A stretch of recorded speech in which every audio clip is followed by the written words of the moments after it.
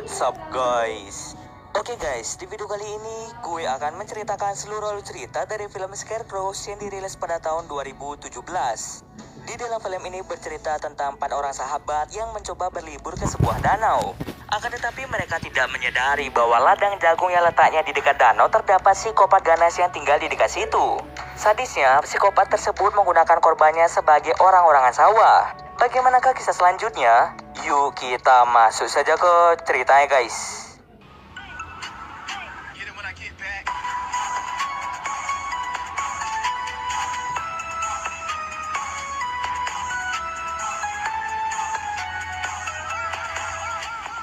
Film ini diawali dengan memperlihatkan para orang sahabat dekat yang ingin berlibur ke sebuah danau.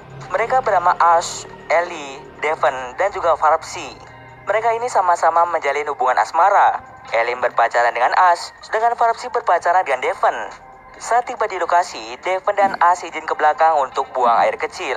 Sementara Ellie dan juga Farpsy berdiam diri di mobil.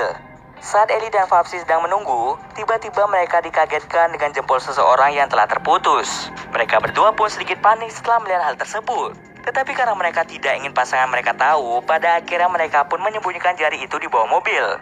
Setelah semuanya selesai, mereka langsung berjalan kaki untuk bisa menuju ke danau yang dimaksud.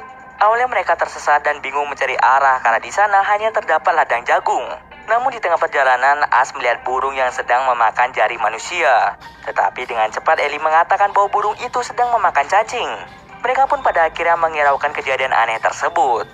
Singkat cerita saja, mereka pun tiba di danau yang sangat indah.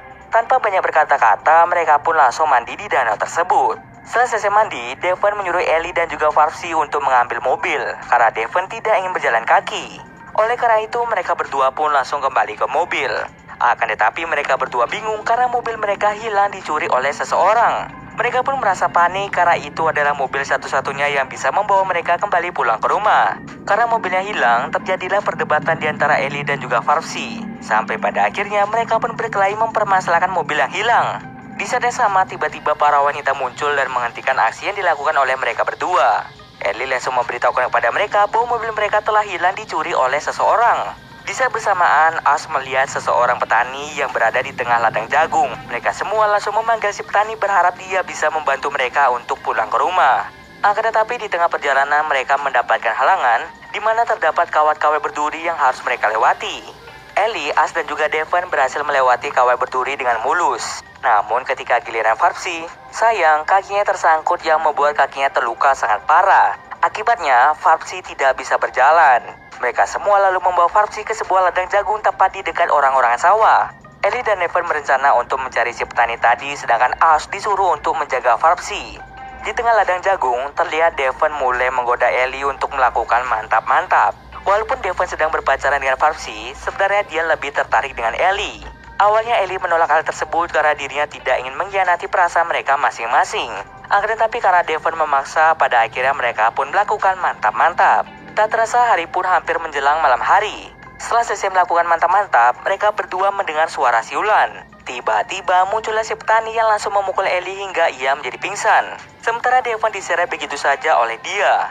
Devon dan Ellie lalu dibawa ke sebuah tempat dan disiksa oleh si petani itu. Tampaknya si petani ini merupakan seorang psikopat yang memang mengincar orang-orang yang sedang berlibur ke danau tersebut. Psikopat itu lalu mengikat kaki tangan Devon. Karena Devon terus-terusan berteriak dan tidak bisa diam, akhirnya psikopat itu memutuskan untuk menjahit mulutnya. Sementara di luar, Ash dan Farpsy menunggu mereka berdua yang tidak kunjung datang. Saat sedang berkeliling, Ash curiga dengan salah satu orang-orang sawah. Saat ia ingin mendekatinya dan melihat lebih detail, dirinya sangat terkejut karena itu bukanlah orang-orang sawah, melainkan manusia yang dijadikan orang-orangan sawah. Di saat bersamaan, tiba-tiba ada seseorang yang mulai menarik Ash. Dia bernama Derek.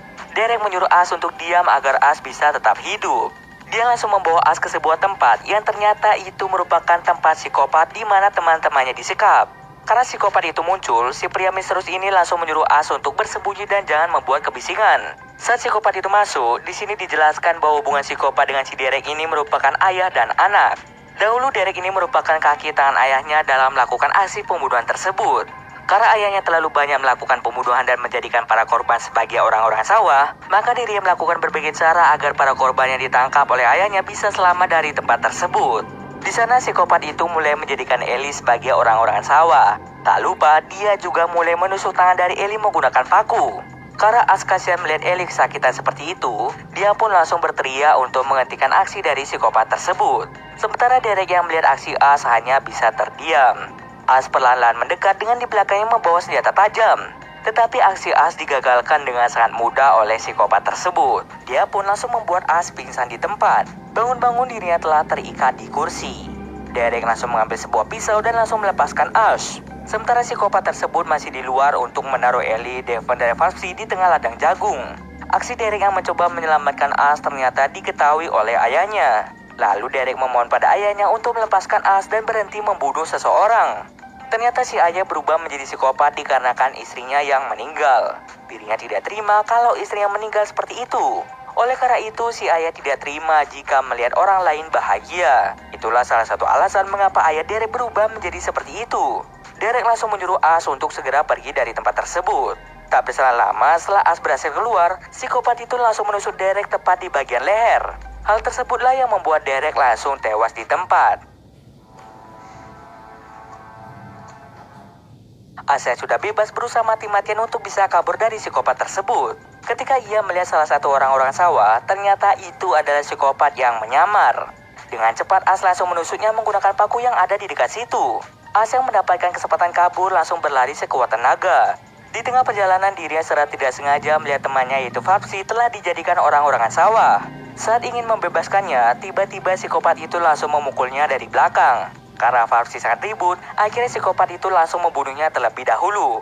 Saat psikopat itu membunuh Farpsy, Ash mengambil kesempatan itu untuk segera kabur. Sampailah dia di ujung ladang jagung. Karena kakinya terluka parah, dirinya mencoba merangkak mendekati mobil yang berisi sepasang kekasih. Namun karena mereka sedang melakukan mantap-mantap, mereka tidak menyadari akan kehadiran dari Ash. Dan tak lama setelah itu, psikopat itu membawa Ash kembali ke dalam ladang jagung.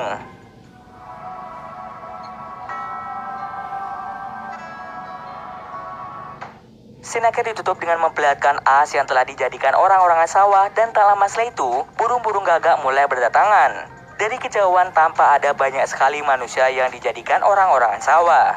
Di akhir film kita akan diperlihatkan 3 orang asing yang mulai datang ke danau untuk melakukan kegiatan memancing. Dan tampaknya dari sini sudah bisa dilihat bahwa mereka akan menjadi korban selanjutnya dari psikopat tersebut. Dan cerita pun selesai. Oke, mungkin sekian dulu video kali ini. Jika ada kesalahan gue mohon maaf. Oke, see you next video guys.